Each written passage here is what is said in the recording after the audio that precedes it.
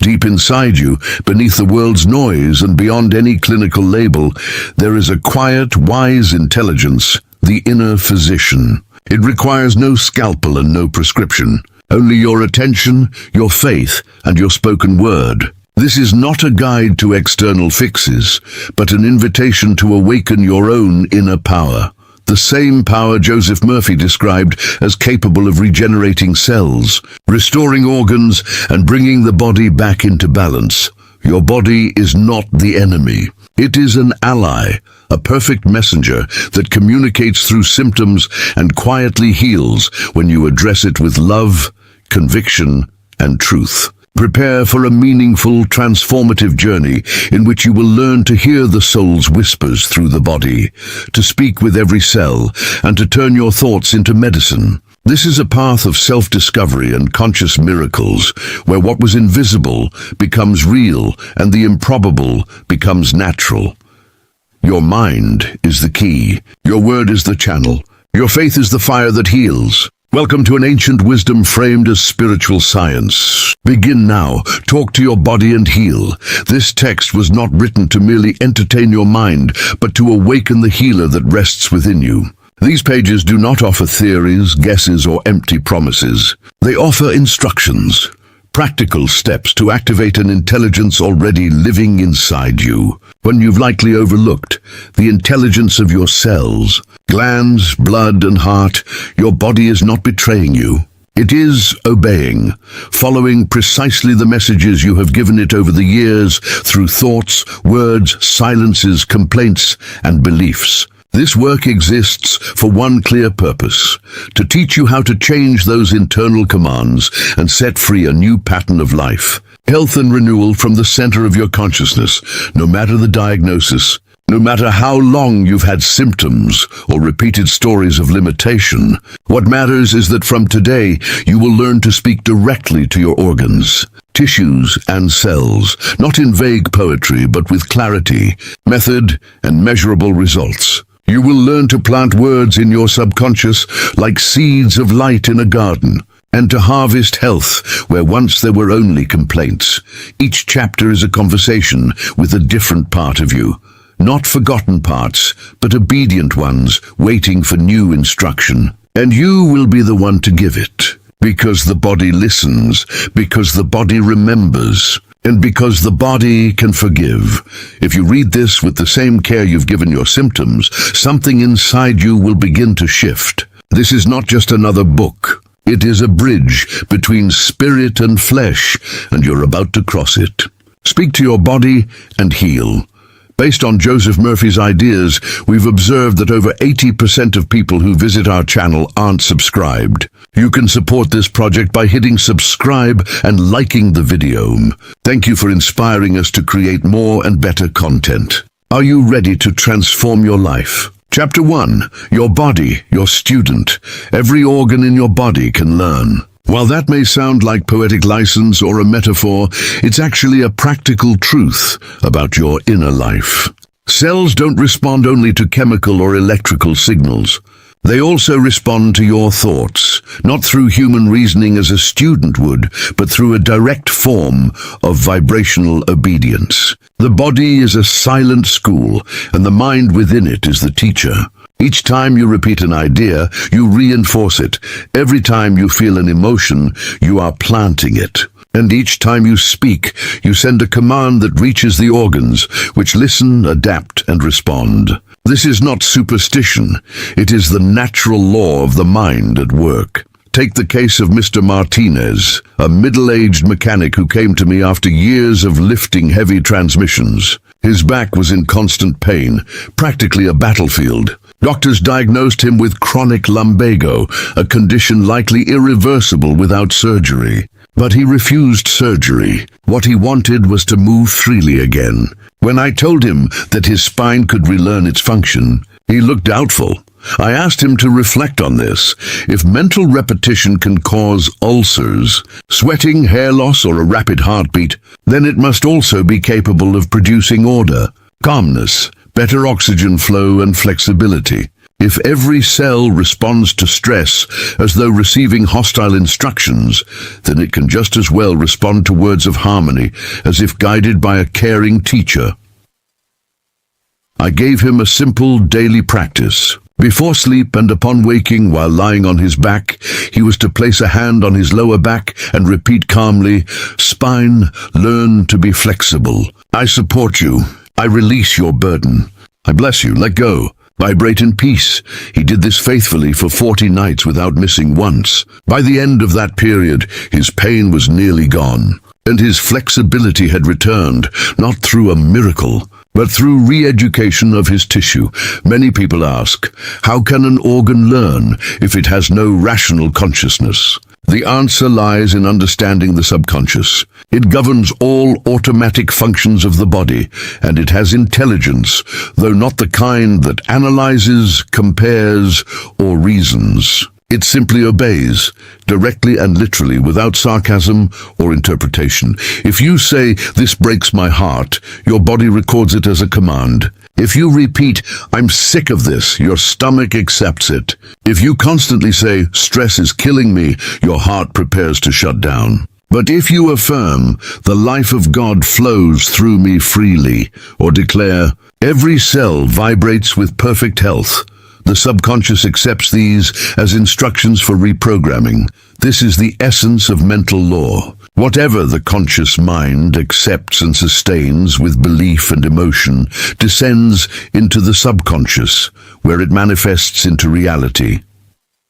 Though it may sound new, this teaching has existed for centuries. In the book of Proverbs it is written, "My son, attend to my words. Incline your ear to my sayings. Do not let them depart from your sight. Keep them within your heart. For they are life to those who find them, and health to all their flesh." Proverbs 4:20-22. Notice how the passage directly connects words with medicine and mental focus with physical life. It doesn't say, "Visit the healer" or "Go to the temple." Instead, it instructs us to attend to words. This is not a metaphor, it's a literal direction on how language creates results. Just as a child learns to walk through patience and repetition, you can also guide your liver to heal, your muscles to recover, and your pancreas to function without fear. You speak and the body listens. You think and the body responds. It may not respond instantly because the body's timing is not the same as the mind's, but a response always comes. It works like planting seeds. You plant, you wait, you trust, and growth follows. The mistake of modern people is not a lack of faith, but misplaced faith. Many believe more in disease than in life. They affirm with certainty, "I get sick every winter," and their bodies follow that command. They forget that words act as laws for the subconscious, and the subconscious directs the body. Whatever it receives, it executes. When the command changes, the outcome changes. A woman with painful arthritis in her hands once came to me. She could no longer sew, cook, or even hold a cup without pain. I asked her what she often said about her hands. She replied, "I always call them my old, useless hands."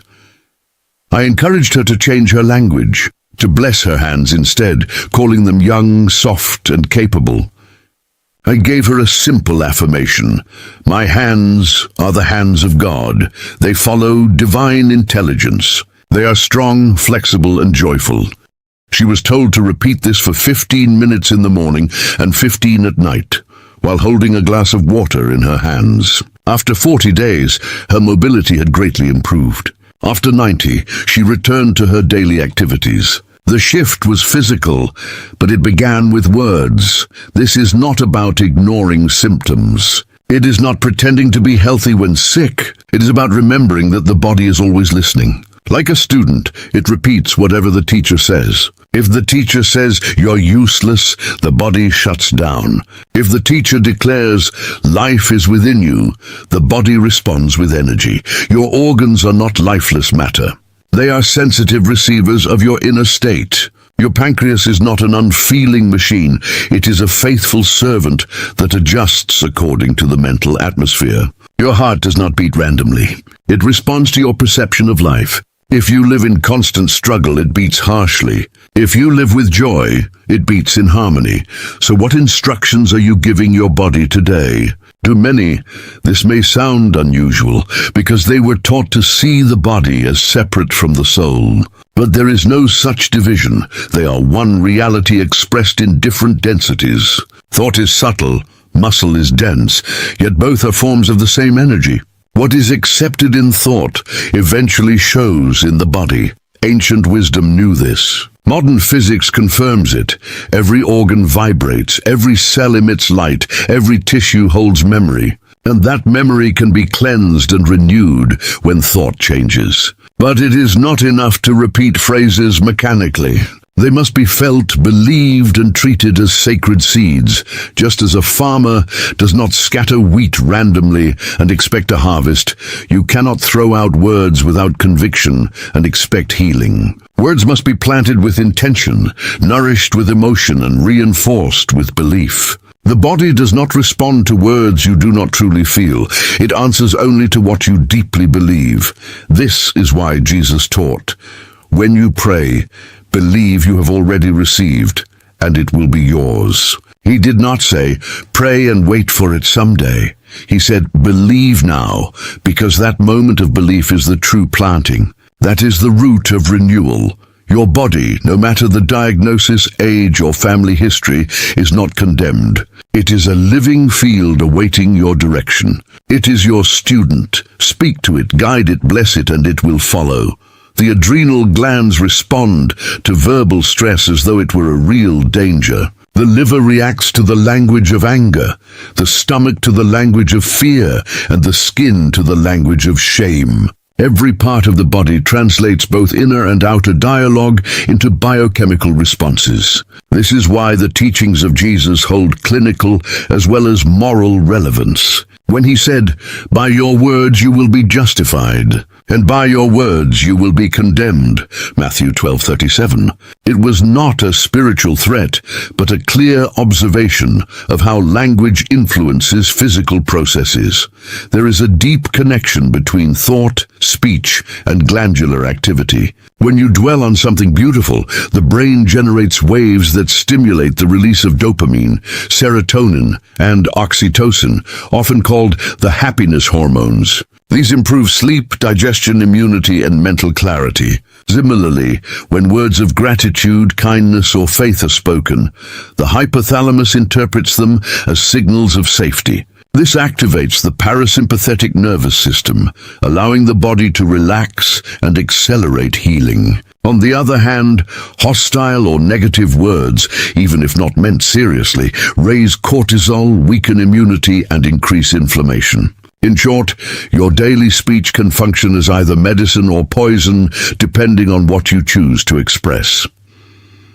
This principle was illustrated in the case of Ricardo, a young man suffering from chronic gastritis. Despite trying various treatments, he found no lasting relief. During our conversations, I noticed he often used expressions such as, "This blows up my stomach. I swallow my anger. I can't digest what happens at home." I explained that these words acted like verbal instructions. His body followed literally, aggravating his condition. I suggested he place his hands on his abdomen whenever discomfort arose and repeat phrases like, "My stomach is calm. My digestion is perfect. I peacefully assimilate all my experiences. I release, I flow, I harmonize." At first he felt it was foolish, but he agreed to try. Within 2 weeks, he noticed significant improvement. After a month, he no longer needed antacids. The real change was not in his diet, but in his inner dialogue. His body did not respond to blind belief, but to physiological obedience. Words that once triggered harmful reactions were replaced with ones that stimulated healing responses. Language holds power because it directs focus, and where focus goes, energy follows. Blood flow, oxygen, and repair are guided by attention. When focus is concentrated through repeated affirmations on a specific organ, that organ responds. This is why prayers aimed at particular parts of the body can bring about measurable changes. What we often call the placebo effect is essentially verbalized belief. And this belief translates into chemistry. For instance, someone who prays, "My heart beats with perfect rhythm," sends a message the parasympathetic system decodes as an instruction, promoting cardiac coherence. This process is not miraculous. It is the body's self-regulation responding to a psycho-verbal command. Such practices do not dismiss conventional medicine. Rather, they complement it. Medicine may control symptoms, but language can reach deeper causes. A person may take anxiety medication for years without true healing. Yet by changing inner dialogue, they may restore balance naturally, without relying on chemicals. The chemistry of the word. Every word you speak leaves a trace on your nervous system. Each phrase acts like an electrochemical command sent directly into your body. This is not just symbolic, it is a physiological fact, now confirmed by medical science. When you repeat a phrase, your brain translates it into electrical signals that travel through the autonomic nervous system. These signals influence glandular secretions, blood vessel dilation, muscle contractions, and even the chemistry of your blood. That is why someone shouting in anger can raise blood pressure within seconds, while someone reciting a peaceful prayer with conviction can calm their heartbeat almost instantly. Each word you use is a command to your body's hidden laboratory. Words are vibrations with biochemical consequences. What you think of as just an expression is actually a capsule carrying real physiological effects. For example, when someone constantly says, "This makes me sick. This nauseates me. This gives me chills," they unknowingly trigger the release of substances that mirror those reactions. When such phrases become habitual, the body begins producing those states regularly. Over time, the endocrine system falls out of balance. Words activate neural pathways that influence how the body responds. When positive, they restore balance. When spoken with conviction, they create transformation. When expressed with emotion, they bring healing. This is why it is essential to protect not only your thoughts, but also your speech, because what you say turns into biochemistry, and that chemistry shapes your physical condition. A 40-year-old woman once told me she suffered from intense migraines. I asked her what words she often used about herself. She replied, "I'm a ticking time bomb." Repeating that phrase had trained her nervous system to constrict blood vessels whenever she was under pressure. I encouraged her to replace it with a different phrase. "I am an open field at peace. Energy flows through me like a calm river." After 3 weeks, her migraines had lessened. After 2 months, they were gone. This was not mere suggestion. It was her brain chemistry shifting through consistent language. Your body is like a laboratory, but it doesn't work by chance. It takes instructions from the chief chemist, your spoken words. Words are vibrations, and the body interprets them. Gentle words produce endorphins, while fearful words release adrenaline. The compound is your choice, created by the dialogue you hold with yourself. This is why prayer is not just spiritual, it is biochemical. When you affirm, "God is within me and health flows through every part of my being," you alter the chemistry of your blood, and that message travels to every cell. No organ ignores prayer. No tissue is immune to the vibrations of your words. No system fails to respond to what you declare. No molecule in your body is indifferent to what you speak about yourself. People often turn to medicine to calm themselves, unaware that the words they repeat are what make them unwell. They echo inherited expressions, negative phrases, words of doubt or defeat, and are then surprised when their bodies reflect the same. But if they start to use affirmations of health, joy, and freedom, the body reacts quickly, only this time in a positive direction. Emotional toxins like resentment, anger, and fear feed illness, while supportive hormones such as dopamine, serotonin, and endorphins nourish health. And you decide which path to follow through the words you choose. Say this with me now, with purpose. My words are medicine. My tongue is an instrument of health. Everything I speak creates good within my body. Make this phrase a daily practice. Repeat it when you wake. Say it as you walk. Let your words become a scalpel of light, an injection of peace, an infusion of wisdom. You do not need to wait for outside miracles. The miracle is already in your voice. Chapter 3. Night. Instructions for the subconscious. There is a unique moment each day when the subconscious is most open. It is the brief transition when the rational mind relaxes and awareness fades, just before sleep. At that threshold, known in New Thought science as the golden hour of the soul, whatever you plant will take root. Here's why. During sleep, the conscious mind rests, but the subconscious continues working with the exact instructions you left it before closing your eyes. If the instruction was fear, it will create images of threat. If it was fatigue, it will reinforce exhaustion.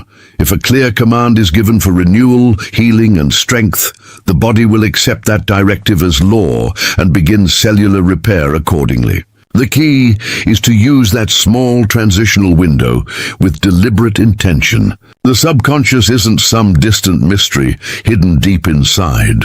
It's the internal system that manages every vital process. It controls protein synthesis, tissue repair, hormonal balance, digestion, breathing, circulation, and even sleep itself. It doesn't pause, get distracted, or argue. It simply executes, but it needs precise instructions.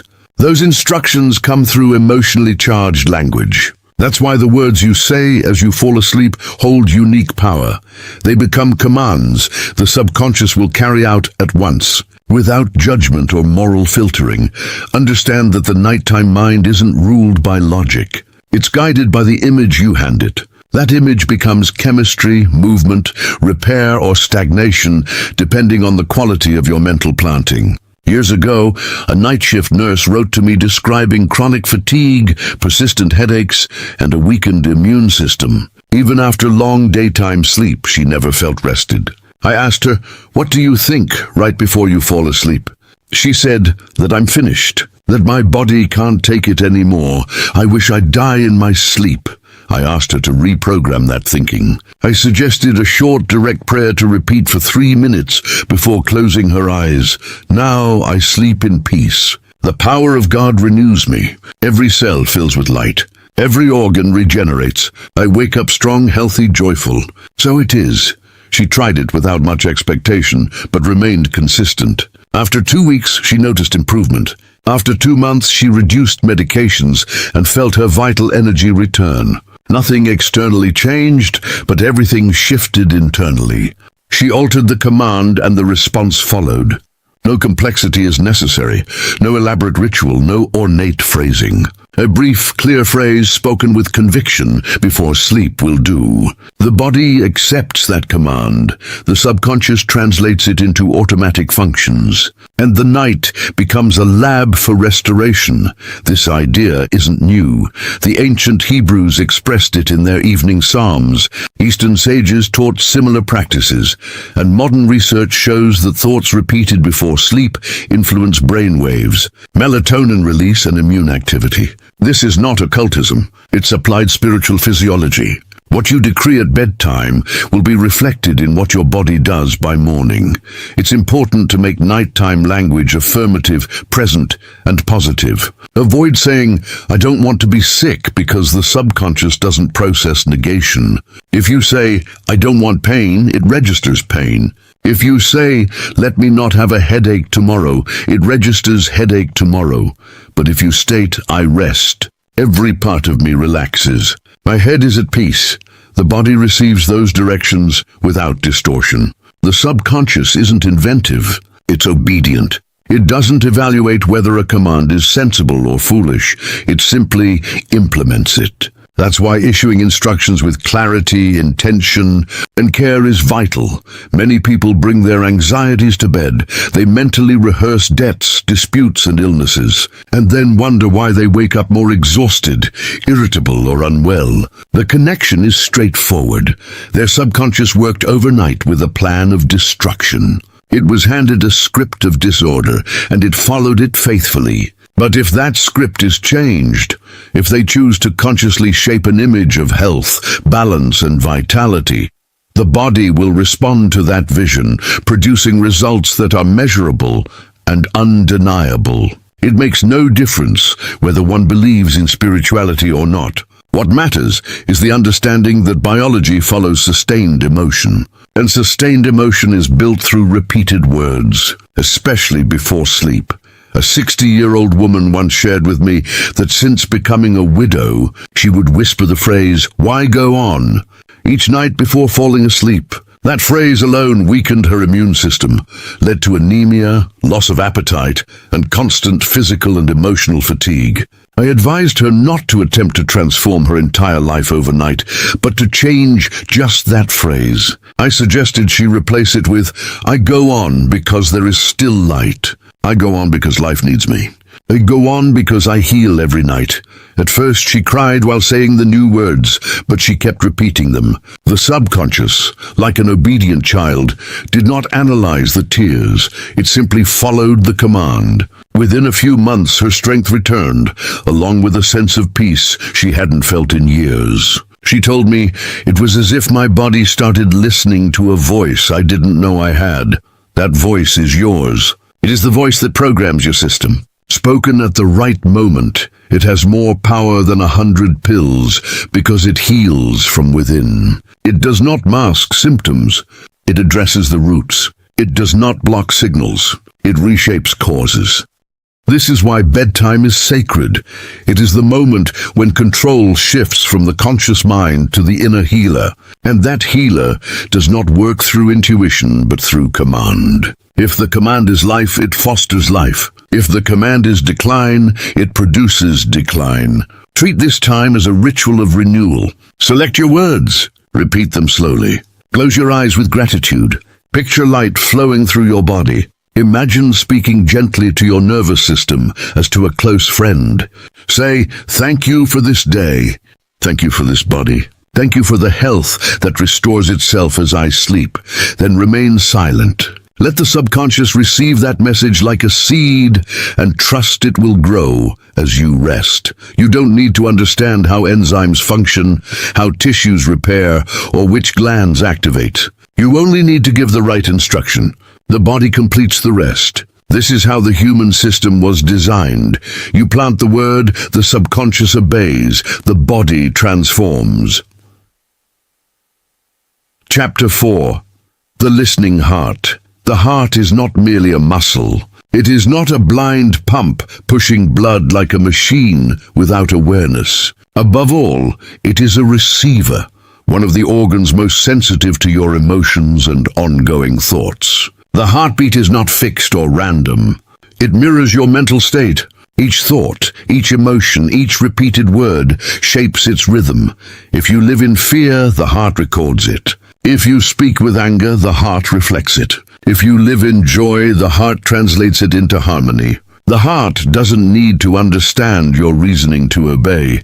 It responds in its own language, with acceleration, tension, or balance. That is why it's often said the heart knows what the tongue cannot express. The heart is directly connected to the subconscious, and the subconscious responds to the vibrational energy of words and emotions. Over the years, I've received dozens of letters from people who managed to control or even reverse blood pressure issues, not through medication, but through focused prayer, rhythmic visualization, and deliberate affirmations. One of the most striking cases was that of Mr. Ray, a 68-year-old retired accountant, had battled severe hypertension for more than 10 years. Doctors tried multiple drug combinations. Results were inconsistent and side effects plentiful. In conversation, it became clear he'd absorbed a destructive belief. "My heart is tired of living." Repeated enough, that phrase stopped being just a complaint and became a subconscious command to give up. I suggested the opposite. I asked him to speak to his heart the way you'd speak to a child, with loving authority and gentle firmness. Each night he placed a hand over his chest, closed his eyes, and for 5 minutes repeated aloud, "My heart beats in peace. My heart has divine rhythm. I hear the melody of life in its pulse, and thank you for your loyalty. Thank you for your strength. We are well." He also visualized a metronome ticking softly and steadily, not forcing, just observing and repeating. After 3 weeks of this daily practice, his blood pressure started to stabilize. After 3 months under medical supervision, he was able to halve his medication. This wasn't magic, it was rhythmic re-education, conscious reprogramming. The heart wasn't healed by an external miracle, but by a new instruction the subconscious reliably followed. By shifting the emotional tone of his relationship with life, his heart stopped fighting and began to move in rhythm again. The important point is that the heart does more than pump blood. It transmits information. Contemporary research suggests the electromagnetic field produced by the heart is far stronger than the brain's.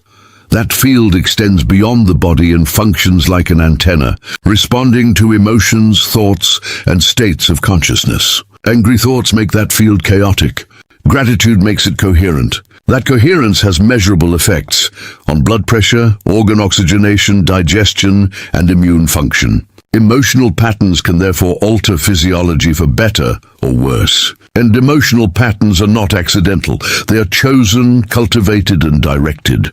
That's why visualizing the pulse as a divine metronome works. Rhythm, when seen, felt, and named, brings order to chaos. If each night you spend a few minutes imagining your heart as an instrument tuned by the universe's music, something inside you relaxes. Chronic tension eases. Latent aggressiveness softens. The body begins to follow a new beat. This is not fantasy. It's the science of attention. What you observe with care becomes harmonized. What you ignore becomes rigid. What you fear becomes dysregulated. So we must return to the heart, not as a romantic emblem, but as an educable organ, a faithful student of thought. A woman with tachycardia once admitted that whenever anxiety rose, she would whisper, "There's no solution. I can't take it. I'm going to break." Unwittingly, she was hypnotizing her system with commands of collapse. Her subconscious accepted them without question and responded accordingly. I suggested she reshape her inner dialogue. Each time she felt pressure or fear, I asked her to place her hand on her chest and repeat, "I am safe. God is within me. Each beat is love. All is resolved in peace." At first she spoke these words through tears, yet she continued. Within a few weeks, the episodes eased. Most remarkable of all, she began to trust her own heart as never before. "Now I feel it protects me," she said. And this wasn't mystical thinking. It was a physical experience of a heart that no longer acted as a victim, but became an ally. The biggest misconception is to see the heart as chained to genetics or fate. But the heart is adaptable, not in its physical form, but in its energetic rhythm. You can guide it to beat with calm. You can teach it not to overreact to outside noise. You can train it to accept joy as nourishment. Each time you hear your heartbeat, don't fear it, bless it. When it races, don't resist, speak to it. "I'm with you. We move together. All is well. Breathe, flow, let go." The heart doesn't require many words, just honesty, consistency, and guidance. Offer these and it will answer. Take a moment now. Visualize your pulse. If possible, close your eyes and feel it, not as a random biological event, but as a sacred rhythm guiding your journey on this earth. Every heartbeat is a statement of life. Every pulse whispers, "I am alive, I am here. I'm loving." Make this a nightly habit. Replace news, stress, and fear with 5 minutes of inner listening. The heart that listens responds. The heart that is cherished aligns. The heart that is guided heals. And if you ever doubt its power, remember, it was the very first organ to form in the womb, the first to beat. Before your mind could think, your heart already knew it wanted to live. That desire still exists, waiting for your direction. Speak to it. Thank it. Train it. It will listen. Chapter 5. Lungs of light breathing is your first act at birth and your final act at life's end. Yet most people pass through their days unaware that breathing is more than an automatic function. It is a direct bridge between mind and body.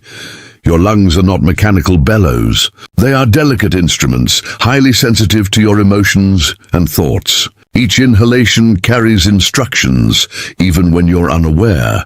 Too often those instructions are clouded by anxiety, fear, shame, or pressure. The result is shallow, tense, and restricted breathing. Over time, the body accepts this pattern as normal, but what is learned can also be unlearned. What has been shaped by negative suggestions can be retrained with intentional words. The lungs listen. Whatever you say to them, they inhale. That is the purpose of this chapter, to show you how to breathe words. This isn't a metaphor, it's a practice. Breathing words means aligning your breath with affirmations, images, or uplifting emotions. It means teaching your lungs that each inhale is also an intake of life, and each exhale is a release, not only of carbon dioxide, but also of toxic thoughts, heavy memories, and suppressed emotions. Air is more than gas, it is a carrier of vibration. When you breathe with awareness and intention, air becomes medicine. A young woman who had struggled with asthma since adolescence came to me in despair. She relied on her inhaler, slept sitting up, and lived in fear of each breath. I asked her how she spoke to herself during these episodes. She answered, "I always say I'm suffocating. I can't breathe. I can't take it anymore." I explained that by repeating these words with panic, her nervous system had learned to shut down, as if her body decided, if air harms you, let's block it. So, I proposed a new narrative, a complete shift. I guided her to pair her breath with words. Inhale while thinking, life enters me. Exhale with, I am safe. Inhale again, light fills me. Exhale. I release fear. At first her breathing was unstable. But within days, her system began to respond. Within just a few weeks, she was able to walk without shortness of breath. Within a month, her attacks became rare. Her relationship with air had transformed, and with it, her entire physiology. This principle is not new. It echoes ancient traditions. In the book of Genesis, breath is described as the symbol of life.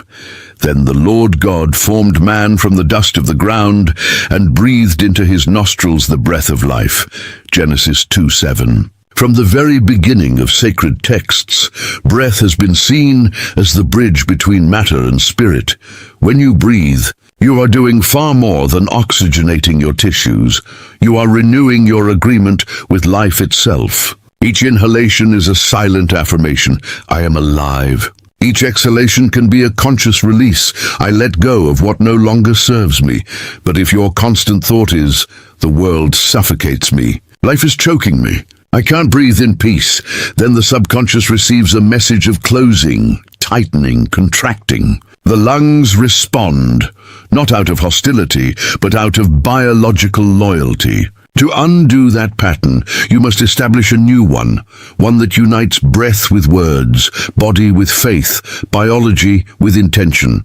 Breathing words is a simple yet powerful discipline. It requires no equipment, special setting, or clothing, only willingness. All it takes is 5 to 10 minutes in the morning and evening. Sit or lie down, close your eyes, and synchronize your breath with chosen phrases. These affirmations should be in the present tense and focused on openness, safety, and vitality. For example, inhale peace, exhale tension. Inhale health, exhale fear. Inhale light, exhale darkness. Inhale God, exhale doubt. When these words consistently accompany the breath, the nervous system begins to interpret them as signals for calm. The body responds by slowing the heart rate, releasing soothing hormones, opening the airways, expanding lung capacity, and most importantly, creating a new physical memory. One middle-aged man who suffered from chronic anxiety admitted that for years he felt as though air would not fully enter his chest. Despite no medical explanation, he lived with constant tightness. When I introduced him to breathing with words, he was skeptical but agreed to try. I instructed him to repeat one simple sequence for 10 consecutive days. Inhale, I am at peace. Exhale, I am whole. By day 8, his wife noticed that his nighttime breathing was deeper, his mood more balanced, and his posture more relaxed. By week 3, his anxiety episodes had decreased by half. By week 5, his body had learned a new way of inhabiting air. Once again, the word had proven to be medicine. No organ responds more quickly to thought than the lungs. They are in direct contact with the outside world and react within milliseconds to emotional changes. That is why panic attacks often begin with breathlessness. When the mind perceives a threat, the body prepares for fight or flight, instantly altering the breathing rhythm. If that pattern continues, it becomes the default. But when interrupted with awareness, guided breath, and sacred words, the system recalibrates, and the lungs remember how to breathe freely again. Now picture your lungs as two radiant spheres of light. As you inhale, imagine them expanding with golden energy. As you exhale, see them releasing a grey mist, symbolizing what no longer serves you. Accompany this with simple phrases. Thank you for the air. Thank you for life. Thank you for this moment. You don't need complexity. You need consistency. Each time you practice, you retrain your lungs to link breathing with joy rather than with tension or fear. When the mind accepts air as a gift, the body responds like a garden receiving rain. It opens, it expands, it blooms. Your lungs are not just organs. They are sacred spaces where the energy of life flows in and out. Speak to them, and they will respond. Bless them, and they will open. Teach them with living words, and they will return serenity. Never again say, I can't breathe. Instead declare, divine breath flows through me. Do not repeat, life suffocates me. Say, each breath connects me to the peace of God. Change your language and your breath will change. Change your breath and your life will change. Chapter 6, the golden column. The spine is the physical axis of your body. It is your inner tower, the structure upon which the entirety of who you are rests. It is support, it is bridge, it is conduit. Not only on a structural level, but also on the energetic, emotional, and mental planes, the spine responds deeply to our inner world. When we say someone bends under life's pressures, the expression is far more literal than it appears. The spine is not indifferent to the language of the mind. It listens to thoughts, records emotions, and translates beliefs into tension, rigidity, or flexibility. When a person carries guilt, the spine leans forward. When someone is constantly defensive, the upper back tightens. When burdens are carried for too long, the lower back becomes inflamed. None of this is random. It follows a functional law. When the subconscious absorbs a dominant idea such as, I can't handle this, this is breaking me, I must endure, it passes that message to the nervous system. The nervous system, a loyal messenger, then sends contraction signals to the deep muscles of the back. This is why true healing of the spine does not begin with massages, surgeries, or external medicines. It begins with changing the word, with reprogramming inner posture. And this posture is not about how you position your body, but how you hold life itself. If your approach to existence is marked by weakness, your spine will follow. If your self-image is shaped like a fragile structure, your vertebrae will reflect it.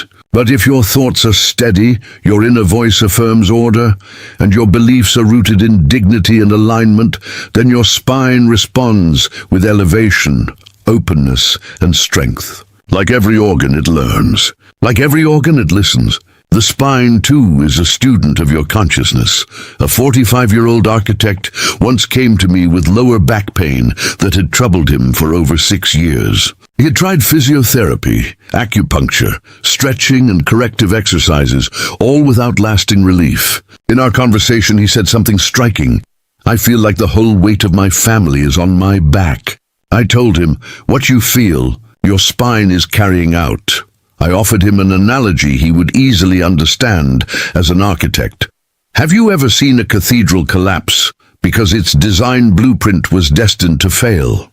Your body is a cathedral too, and you are the architect signing its plans each day with your thoughts.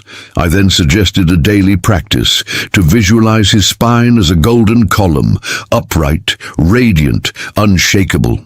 Each morning he was to sit straight, close his eyes, and affirm aloud, my spine is strong. It is firm. It is flexible. It is the spine of God within me. Nothing bends it. Nothing burdens it. Nothing breaks it. It is free. At the same time, he was to picture each vertebra as a perfectly aligned block of light. After 2 weeks, his pain had significantly decreased. Within 2 months, his posture improved and his mobility returned. Not because bone had turned to gold, but because the idea of a divine column replaced the idea of a burden. The body simply followed.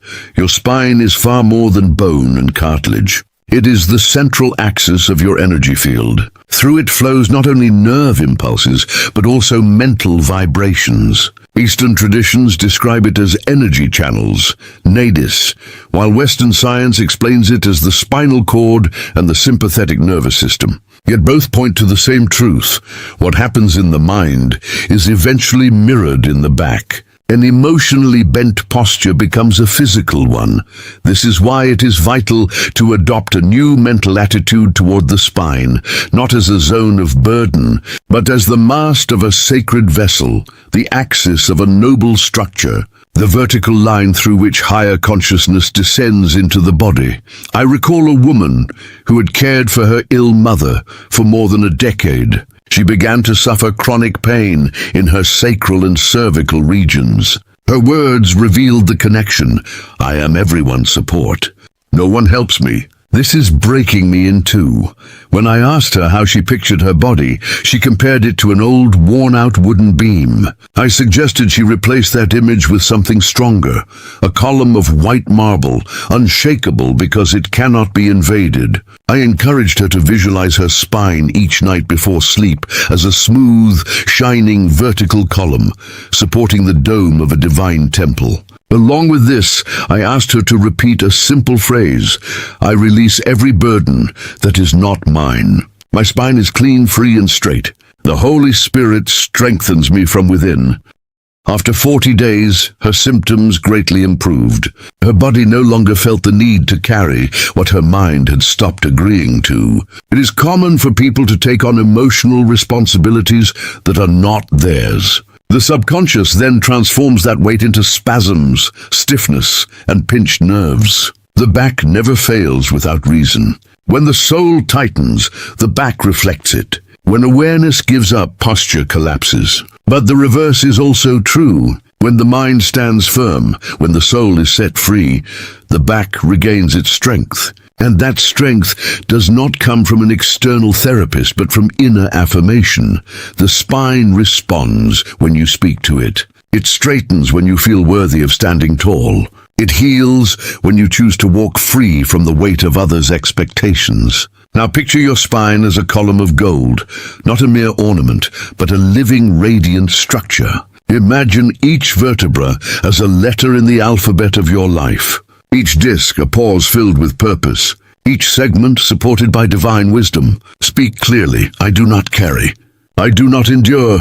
I do not bend. I live in uprightness. I am a sacred column. This type of prayer, when repeated daily with visualization and physical awareness, has profound effects on posture, pain, inflammation, and mobility. Because the spine is not bound by age, it is bound by the image you hold of it. And you can change that image at any moment. Many wait for their body to straighten without changing the mental blueprint that bends it. But that is as unrealistic as expecting a crooked house to stand upright without fixing its foundation. The truth is, your foundation can be rebuilt through new thoughts, affirming words, and a higher vision. Gold does not break, and you have the right to live with a column of gold. Chapter 7. Skin, the mirror of the soul. The skin is the body's largest organ. It serves as the boundary between you and the world, a living border that reflects the inner outward and receives the outer inward. Its sensitivity goes far beyond touch. It mirrors your emotions, stress, and self-image. Many assume skin problems come only from hygiene or genetics. But that view ignores a deeper truth. The skin responds directly to the state of the soul. Not as a metaphor, but as a real physiological reaction. Conditions such as eczema, hives, rashes, psoriasis, chronic acne, or rosacea may be rooted in emotional signals that the subconscious translates into physical symptoms. The skin is more than a shield. It is a screen where the subconscious projects its stories. The subconscious does not hide its conflicts. It expresses them. If words fail, it communicates through images, dreams, pain, or functional illness. In the case of the skin, this expression often relates to identity, contact, rejection, or self-perception. Someone uncomfortable in their own skin will often show it through symptoms. A person who feels attacked, unworthy, exposed, or ashamed may develop conditions that visibly reflect those feelings. The body does not create random symbols. It creates precise reactions to dominant beliefs. That is why the skin can be seen as the surface where consciousness becomes visible. The skin listens to what you believe about yourself, and it obeys. I recall a young woman who had struggled with psoriasis since the age of 13. Her skin peeled in red patches, especially on her arms and neck. She had tried creams, steroids, UV light, and strict diets. Though she saw brief improvements, the flare-ups always returned. When I asked how she felt looking in the mirror, her response was immediate: repulsion. I asked her to describe in detail what her inner dialogue sounded like when she woke up. She replied, "I think my body is disgusting, that no one will ever love me, that I look sick." I explained that her subconscious was projecting that very script onto her skin, like a movie being played on its most visible surface. Her body wasn't betraying her. It was simply following a program. I suggested she begin a daily practice of visualization and corrective self-image. Each morning, she was to look in the mirror, place her hands on the affected areas, and repeat, "This skin is sacred. This skin is clean. This skin is my divine garment. Only light lives here. I'm pure. I'm worthy. I am new." I also asked her to picture her skin as white fabric, smooth, soft, and absorbing golden light with every breath. At first, it was difficult for her. She repeated the affirmations without truly believing them. But over time, the repetition combined with the visualization started to influence her emotional system. As her emotions calmed, the body was freed from its inflammatory cycle. Within 3 months, her outbreaks had decreased by nearly 80%. This wasn't denial, it was substitution. Her subconscious was given a new script, and it projected that onto her skin. Conventional medicine now recognizes that skin reacts to stress, becomes inflamed when the sympathetic nervous system is overactivated, and releases histamine in response to threatening thoughts. The next step is understanding that inner language can alter this reaction, not with empty phrases, but with consistent affirmations that deliver a new message. When thoughts shift, the neuroendocrine system responds. As it relaxes, the skin reflects that calm through softness, renewal, and visible healing. Skin cells are always renewing themselves, but the pattern they follow depends on the information they receive, and much of that information is mental. One middle-aged woman with eczema on her hands and face told me that every time she tried to express her opinion, new lesions would appear.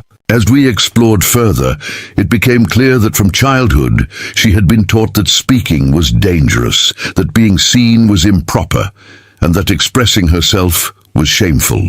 This long-held belief created a subconscious link between visibility and punishment.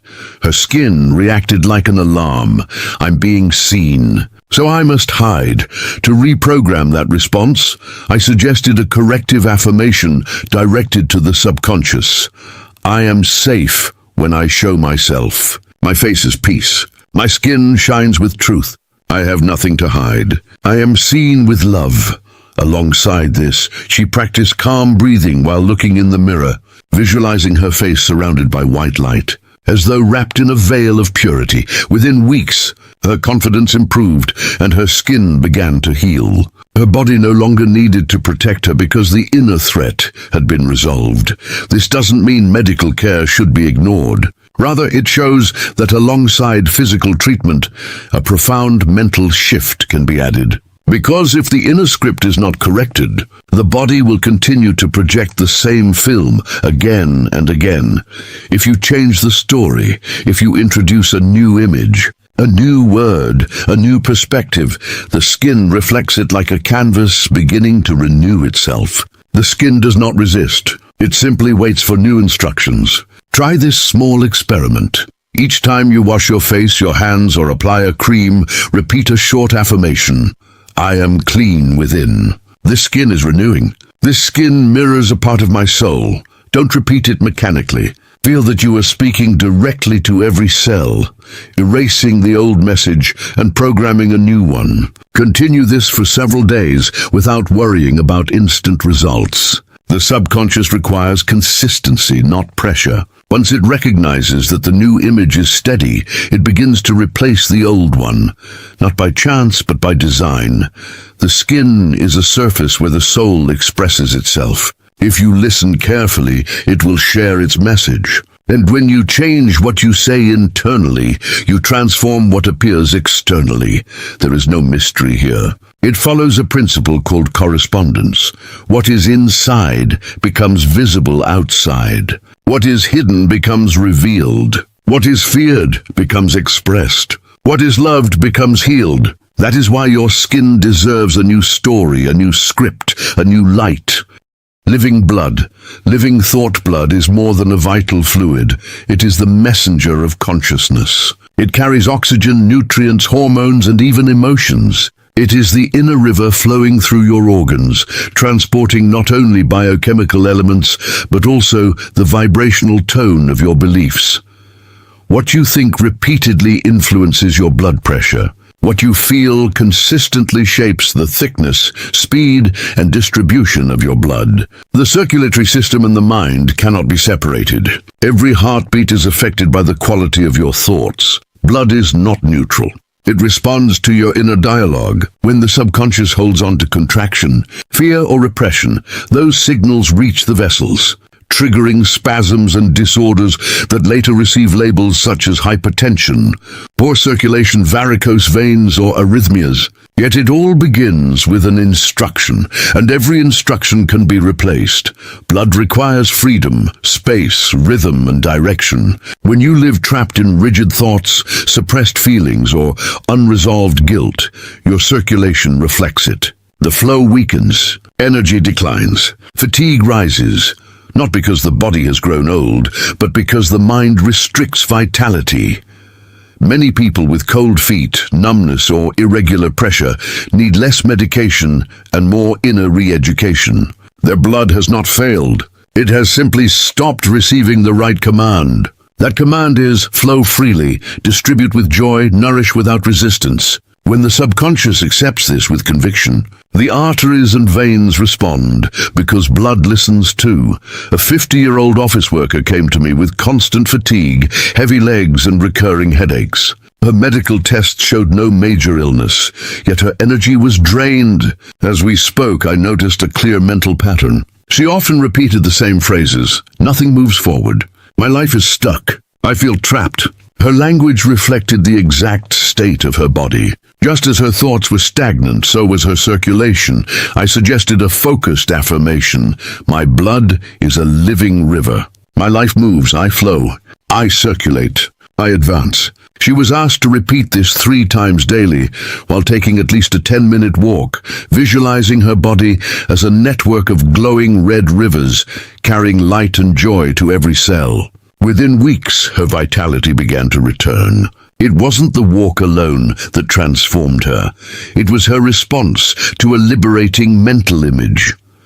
It's important to realize that blood circulation is closely linked to the circulation of ideas. When the mind opens to fresh thoughts and positive perspectives, the body mirrors that openness with vascular expansion. But when the mind closes, when we cling to old beliefs or suppress emotions for years, blood reacts like a traffic jam, congestion, pressure, and buildup. This is why many heart and vascular conditions begin long before symptoms appear. They start when the inner life stops moving.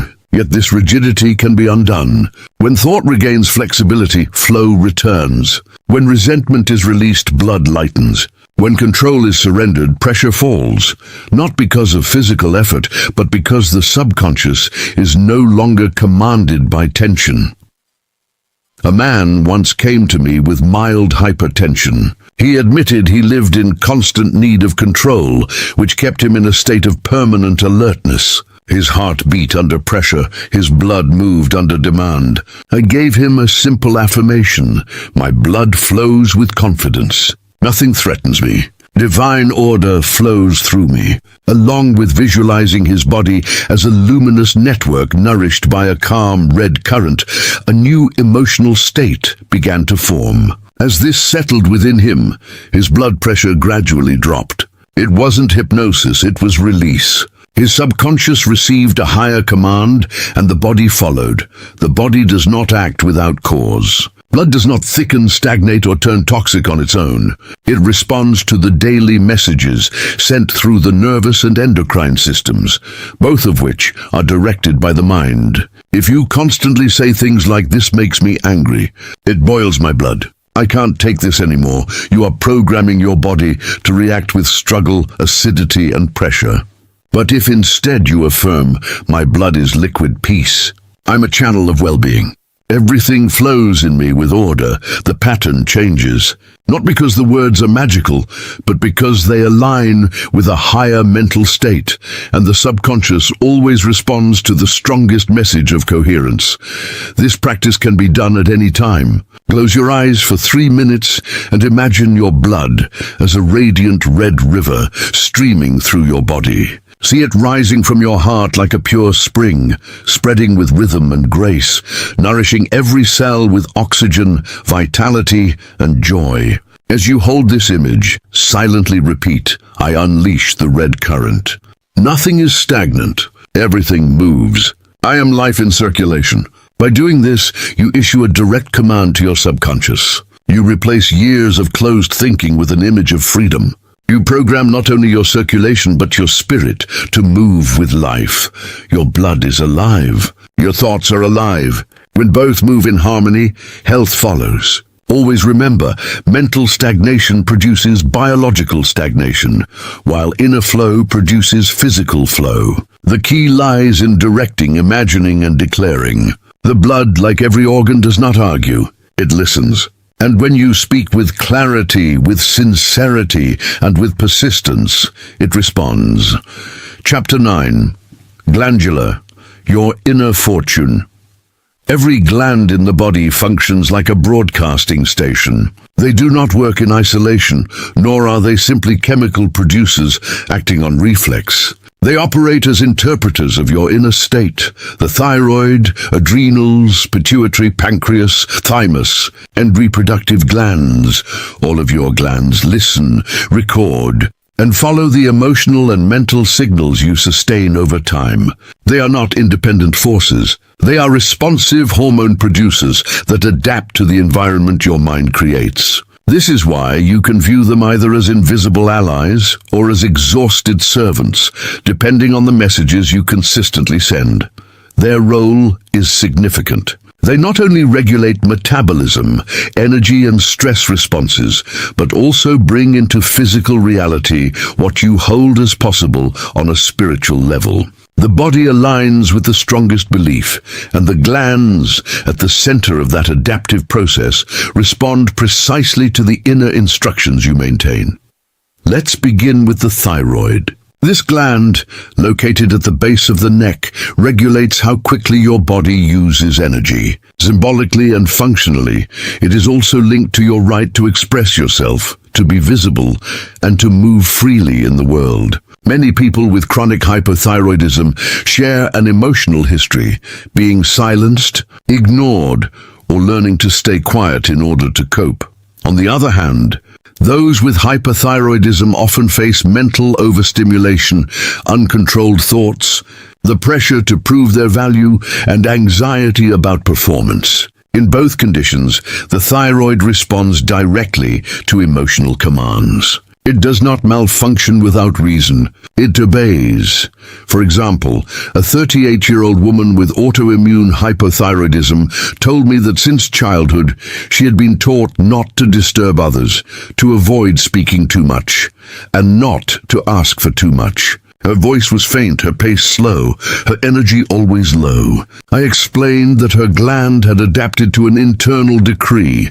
Do not move, do not take up space, do not stand out. It was time to replace that decree. I suggested a new affirmation. My voice matters. My body deserves energy. Divine wisdom regulates my thyroid with care. I asked her to repeat this each morning with her hand over her throat, breathing deeply and visualizing a bright blue light in the area. After 40 days, her hormone levels showed clear improvement because the body, once again, followed new instructions. Now let's consider the adrenal glands. Located above the kidneys, they regulate your stress response, producing cortisol, adrenaline, and other substances that prepare you to face danger. But if you remain in constant alarm, filled with worry, guilt, or negative expectations, these glands never rest. They behave as though you are under non-stop attack. The outcome is fatigue, insomnia, anxiety, digestive issues, and eventually complete exhaustion, commonly referred to as adrenal fatigue. It may not always appear on medical tests, but the body feels it, because the body does not lie. One man with chronic fatigue syndrome told me that every morning he woke with the thought, "I must fight to survive." His words reflected his state. I asked him, "What if you no longer had to fight?" He looked puzzled. I offered him a healing statement for his strained glands. I am safe. Nothing pursues me. Divine energy restores me. My glands rest and return to balance. He was to repeat this upon waking, at midday, and before sleeping with both hands placed over his lower back. Along with daily moments of silence, this practice began shifting his condition. Within 2 months, his energy had doubled. When the subconscious receives the order the battle is over, the body ends the emergency response and returns to harmony. You do not need full knowledge of physiology to begin healing. What matters is this: your glands obey. They do not question or analyze. They accept the message you send, whether spoken or unspoken. If the message is "I am alone," the adrenals remain on high alert. If it is "I have no time," the thyroid accelerates. If it is "life overwhelms me," the pancreas loses its rhythm. But if you declare "I am in harmony, I have enough time, life supports me," your entire hormonal system reorganizes. Your biology is not random. It responds to instruction, and your voice is the source of that instruction. Now try this simple exercise. Close your eyes for 1 minute. Place your right hand on your neck and your left hand on your lower back. Breathe slowly. Imagine speaking directly to your endocrine system and repeat, "Thank you, thyroid, for wisely regulating my energy. Thank you, adrenals, for protecting me and resting when the danger is gone. I do not burn out, I renew myself. I'm an endless source of energy." Repeat this daily for at least 20 days without expecting instant results. Consistency is the signal your subconscious accepts as truth. A phrase said once without emotion has little effect. But a phrase spoken daily with conviction becomes a command, and the body, always loyal, will carry it out. Your glands are the hidden treasures of your body. They are your inner wealth. Their proper function determines not only your health, but also your vitality, mood, creativity, and life force. That function depends greatly on what you declare as normal. If you declare chaos, they respond in emergency mode. If you declare peace, they act in balance. If you declare divine order, they align with the original design of your being, since they were created to sustain you, not harm you. They are waiting for you to clearly and confidently decide what kind of life you will live from now on. Chapter 10. Silence, pain, and the inner voice. Pain is not an independent force. It is a signal. It is the body's message that something is out of balance. Like any message, it can be interpreted, moderated, and retrained. The common mistake is to treat pain as a sentence that must be endured passively or with fear. However, many clinical cases and documented experiences demonstrate that physical pain can be reduced, controlled or even silenced through focused attention, spoken word, and subconscious instruction. This does not mean denying pain. It means recognizing that its intensity is not fixed, and that a well-trained subconscious can serve as a mental anesthesia center, blocking or adjusting perception of stimuli without necessarily relying on medication. The key is to build mastery, not submission, over the signals your body sends. Your nervous system faithfully responds to the subconscious commands it receives. If it expects pain, sensitivity increases. If it believes the situation is safe, perception of pain decreases. This is not mystical theory. It is applied physiology. Doctors, dentists, and surgeons have documented many cases where, through guided training, hypnosis, or conscious preparation, patients have undergone tooth extractions, minor surgeries, or other invasive procedures without chemical anesthesia. The pattern is consistent. The patient replaces fear with a clear mental command supported by a stable emotional image. The body then blocks pain signals, releases endorphins, and allows the process to happen without suffering. This has been observed in hospitals, on battlefields, in remote tribes without modern medicine, and in the quiet spaces of those who practice scientific prayer. One example is of a young woman who needed 3 wisdom teeth removed. She wished to avoid traditional anesthesia due to a past allergic reaction. I offered her a method of mental reprogramming to start 5 days before the procedure. Each night for 20 minutes, she would lie down, close her eyes, focus on her jaw, and repeat, "This area is asleep. There is no pain, only pressure. I am safe. All is calm." At the same time, she visualized the affected area wrapped in a veil of white light, like a cloud of divine anesthesia surrounding her nerves. During the procedure, she silently repeated the same affirmations. She felt nothing more than slight pressure. The body followed the instruction, as it always does when the message is clear and the emotions steady. This was not blind autosuggestion, but functional guidance for the subconscious. This principle applies not only to medical procedures, but to all forms of acute pain. Pain signals arise because the body has been conditioned to view certain stimuli as threats. But when these signals are accompanied by an inner voice that conveys safety, calm, and authority, the nervous system changes its response. This has even been seen in children when reassured with calming words from a trusted figure. Their pain perception drops without the use of medication. The secret lies in the authority of the message. Speak to your body as a victim, and it tenses. Speak as a guide, a protector, or a responsible inner adult, giving clear instruction. And the body cooperates, resulting in reduced pain. A reader from Argentina shared his experience applying this method during a severe neuralgia episode that left him unable to move for hours. Instead of panicking or taking sedatives, he sat still, breathed deeply, and repeated, "This body is mine. This signal eases. This area is calm. All is well." For half an hour he continued repeating this, visualizing the painful area covered in icy light. Within minutes the pain eased. It did not vanish completely, but it lessened enough for him to move, relax, and eventually sleep. The next day the pain did not return. Not because of magic, but because the trained mind can surpass sensory thresholds. This practice is not new. Tibetan monks apply it in their rituals of bodily discipline. Yogis have taught it for centuries. The New Thought movement expresses it in direct language. The principle remains the same. The mind governs sensation. It is not about rejecting real pain, but about moderating its intensity through the power of inner words. Each time you repeat a calming phrase, you lower the emotional charge that amplifies pain signals. This activates the parasympathetic system and tells the brain there is no threat. Once the brain accepts this, the body responds with relaxation, natural pain relief, and greater cooperation.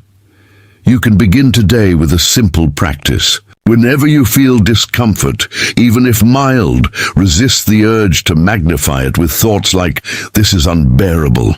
I can't take it. This will destroy me." Instead, pause and affirm, I am safe.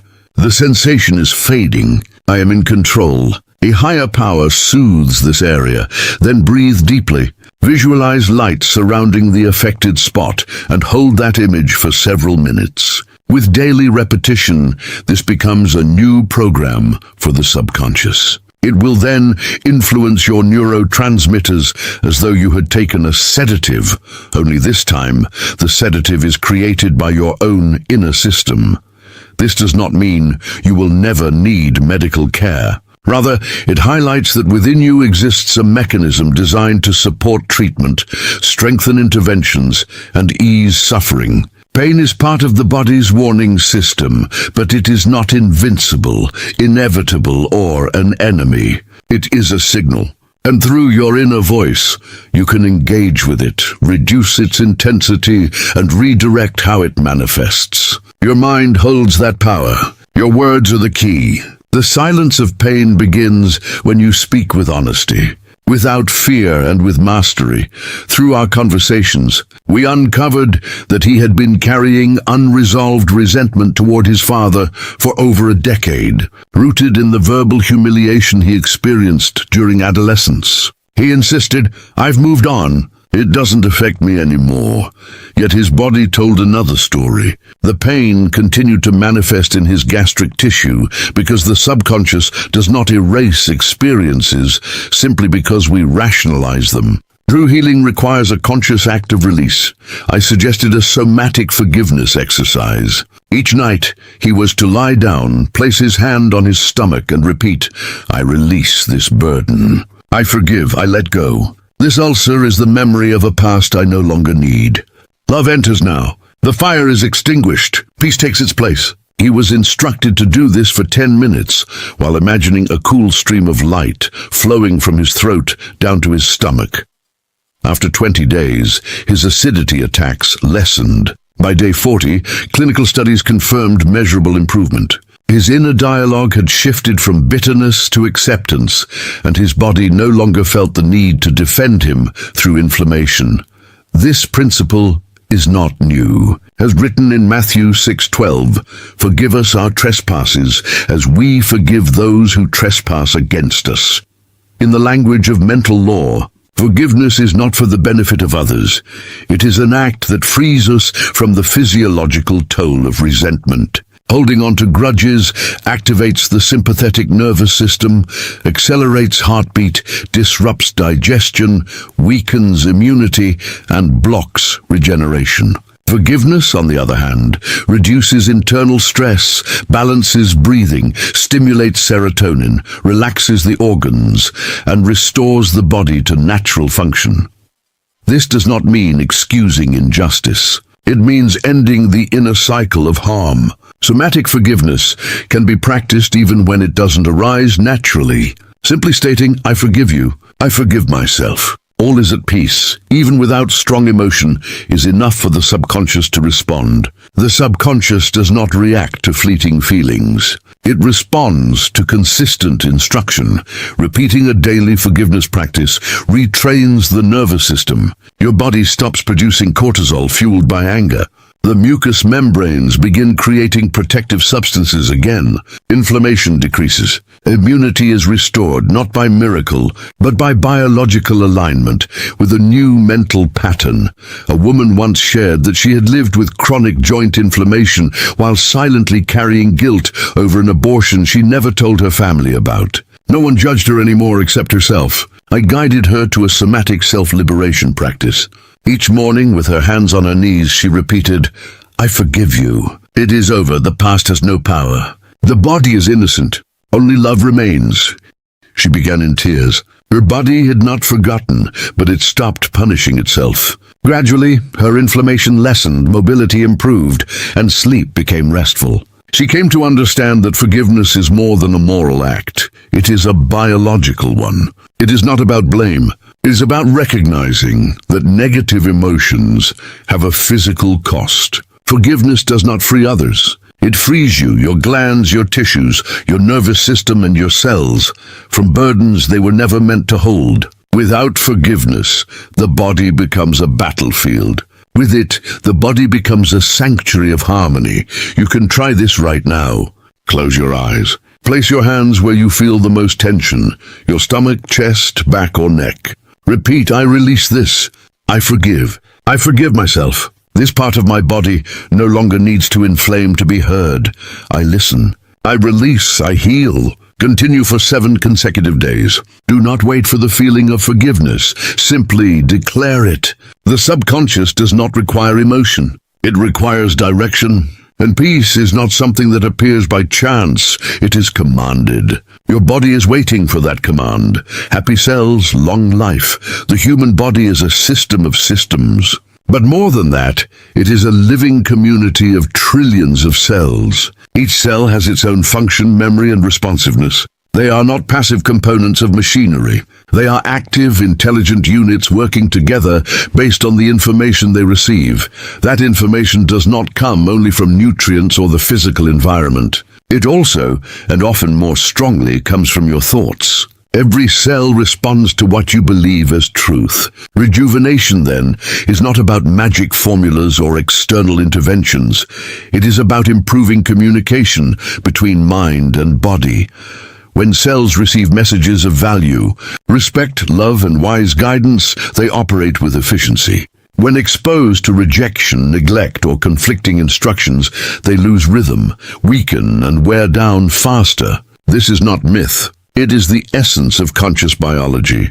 Your cells cannot tell the difference between spoken words and silent beliefs. Both are instructions shaping your inner environment. If you constantly think, I am aging, I feel worse every day, my body is failing, you are sending a message of decline. And your cells, as loyal servants, follow suit. They replicate weaker patterns, conserve less energy, and trigger degeneration. But if you replace this with thoughts of gratitude, affirmation, and renewal, the message changes, and so do the cell's responses. Rejuvenation does not mean returning to a younger age. It means giving your cells an environment to work in peace, with energy and purpose. And this environment is shaped by your inner words, images, and attention. For years, I have recommended a 30-day cellular communication protocol that has helped thousands restore function, improve vitality, and in many cases, reverse signs of cellular decline. This method does not replace medical treatment, but it complements it by addressing the root cause of premature aging, emotional disturbance turned into toxic cellular information. The practice is simple. For 30 days, 3 times a day, upon waking at midday and before sleep, you must speak directly to your body in a clear, specific voice. Not symbolically, but literally. Your cells understand directed speech, and they are waiting to hear something other than fatigue, complaints, and resignation. Here is the core sequence to be repeated 3 times daily, preferably aloud. Cells of my body, I bless you.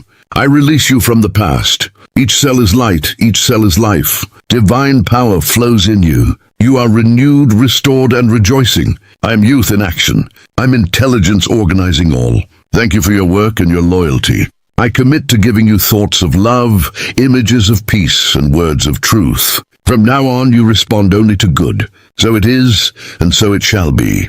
While repeating this, visualize your body as a radiant network of light, each point shining with gratitude. If possible, place your hands on your chest, abdomen, or any tense area. Breathe slowly. Do not force sensations. Let daily practice create the shift. After 1 week, you will feel lighter. By day 15, many notice better sleep, mood, and digestion. By day 30, most experience a new sense of vitality, not from external change, but from sustained reprogramming. This practice is not about denying age or clinging to illusions. It is about remembering that every cell is intelligent, and that intelligence responds to the source you choose to provide. If you choose the belief that aging is destiny, the body will follow. If you choose to affirm renewal, energy, and order, the body will obey that as well. One man, age 64, wrote to me after completing the program, "I haven't grown wings, and I'm not 30 again. But my doctors can't explain how my results improved so dramatically." The only thing I did differently was thank my cells 3 times a day. Nothing else was needed. He had changed the information. He replaced neglect with direction and resignation with communication. As always, the body obeyed. You don't need to understand every biological pathway to do this. What you need is respect, clarity, and consistency. This is not about magic, it is about truth. Every cell is sensitive. Every word leaves an imprint. Every sustained image influences biology. Rejuvenation is not fantasy. It is the restoration of natural order. And that order is activated through conscious thought, directed words, and consistent gratitude. Do this for 30 days, then observe. Don't stop because results aren't immediate. Don't quit because feelings don't appear. The subconscious works quietly. What feels like empty repetition today becomes cellular renewal tomorrow. Faith is not always felt. It is often practiced. And when you act as if renewal is possible, the body responds as if it were truth. The body was not built for decay, but for regeneration. The command is yours to give, and you can give it now. Amen.